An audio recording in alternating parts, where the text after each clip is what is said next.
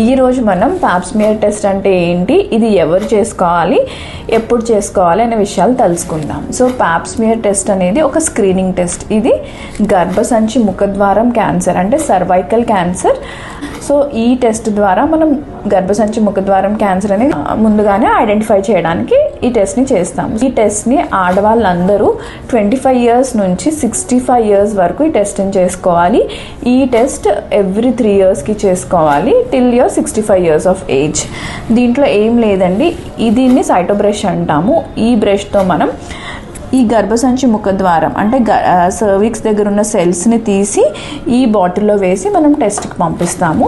So ఈ test ద్వారా మనకి ఏం తెలుస్తుంది, అక్కడ ఉన్న abnormal cells or pre cancerous cells or cancerous సెల్స్ని ఈ టెస్ట్ ఐడెంటిఫై చేస్తుంది.